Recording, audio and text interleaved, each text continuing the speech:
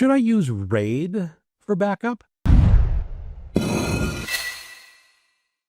everyone, Leo Notenboom here for askleo.com. Question: do you think RAID 1 is a valuable alternative for backing up? No. No, absolutely not. And by the way, no. RAID is not backup technology and should never be considered a replacement or an alternative for backing up. I'll review what RAID is and, most importantly, what it is not. RAID is an acronym for Redundant Array of Inexpensive or Independent Disks. RAID technology configures multiple physical disks to act as if they were a single disk. Now, there are several ways to arrange the disks, but they all boil down to improving one or both of two things: reliability or speed. So-called RAID arrays of multiple disks are managed either of two ways: using a dedicated hardware RAID controller, or RAID can be implemented in software by the operating system. RAID can be improved reliability. RAID 1, which is what you're asking about, uses what's called mirroring to improve the reliability, or more correctly, the fault tolerance of a disk drive. Two disks appear as a single device. For example, you might have two 1 terabyte drives, which together appear as a single terabyte of storage. Writing data to the logical single terabyte drive that your operating system sees writes that data simultaneously to both physical drives using the RAID controller. Should either drive fail, the other is still present and available. The RAID controller will run in single drive mode until you replace the failed drive.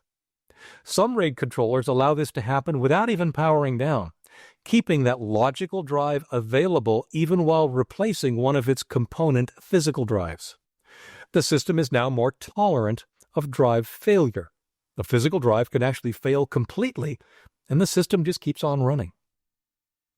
RAID can be improved speed. RAID 0 uses what's called striping to improve the apparent speed of your hard disk. Striping spreads your data across two or more physical hard drives. You might have two 1 terabyte drives, which together appear as a single drive with 2 terabytes of storage.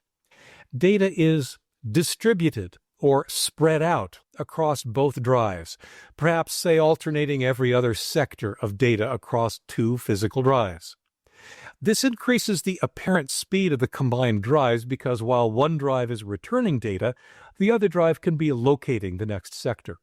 Alternating then between the two in this fashion, the apparent data transfer rate can be theoretically doubled.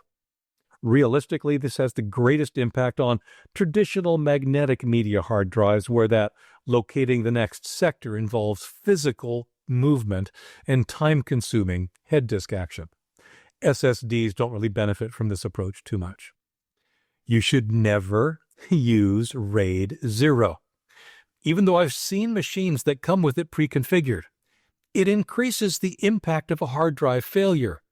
If either of those two hard drives fail, then the entire logical drive will have failed. It is, however, a basic RAID technique you can build on. RAID can be both improved speed and reliability. You can combine these two techniques in various ways by adding more drives. One common technique uses both redundancy of data across multiple drives and distribution of data across multiple drives to achieve both increased speed and fault tolerance. Consider this simple equation: A plus B equals Z. Let's think of A and B as our data. We can also think of them as bytes or sectors. It doesn't really matter. We'll call Z a sum of A and B. Now, let's say that A and B and Z are each placed on three separate 1 terabyte hard drives. The RAID controller manages these three drives to look like a single 2 terabyte drive. When you write data to the drive, A and B each get written to their respective drives, and the RAID controller calculates A plus B and writes that to the third drive as Z. Why? Well, if any of the three drives fail, the RAID controller can recalculate whatever was on it from the remaining two. If drive A fails, you replace its data by calculating Z minus B. If drive B fails, you replace its data by calculating Z minus A. And if drive Z fails, well, you replace its data by calculating A plus B. The RAID controller allows your system to continue running while you replace the failed drive. This gets you the fault tolerance that I discussed as a characteristic of RAID 1. Your data is spread across two drives. This allows the RAID controller to stream your data off those two drives. Doing this simultaneously gets you the speed improvement of a RAID 0 configuration. In theory, it could actually spread the reading across all three drives with a different data distribution algorithm. I'm going to keep it simple here. Best of both worlds. There are many, many ways to configure RAID arrays, but these are the fundamental concepts that pretty much apply across the board. Okay, great. RAID is not a backup. You might be tempted to look at RAID 1 and say, hey, my data is on two drives. That's backed up, right? Nope. Your data is on one drive, C:. Yeah, you might be more tolerant of a hard disk failure, and that's a nice thing, but it's not a backup. If your system is infected with malware, such as ransomware, you won't be able to restore from RAID like you would a backup. If you accidentally delete a file, you won't be able to restore it from a RAID array like you can from the most recent backup. If your system goes up in flames, a RAID array is not going to be a copy of your data safely stored elsewhere like a backup would be. In general, there are two rules of thumb for backups that you can apply to any backup approach. A backup should never be kept on the same machine. External drives kind of violate this rule, but they're at least a separate physical box, which removes some of the really major concerns relating to this rule. A backup should never be on the same logical drive, for example, C, regardless of how many disks are involved, as the data being backed up. If you accidentally instruct your computer to delete all the files on your drive, both the original and the backup would be deleted. Any number of types of malware could produce the same results. And of course, if the drive fails, be it a single drive, as is most common, or if the RAID controller itself fails, then the backup is once again lost with the original. Relying on RAID 1 as some kind of backup violates both of these rules. RAID is not portable.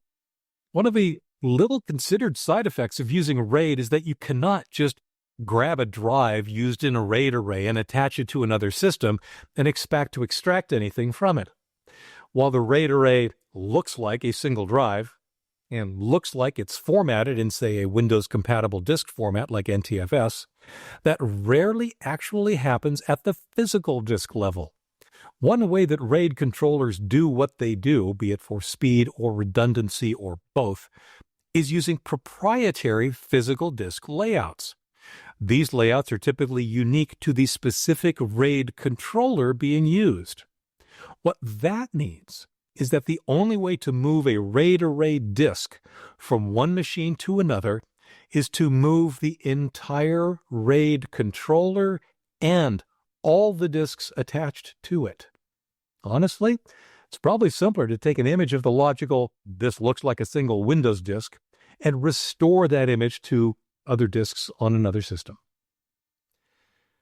RAID is good for what it's good for. Just make sure you understand what that is and is not.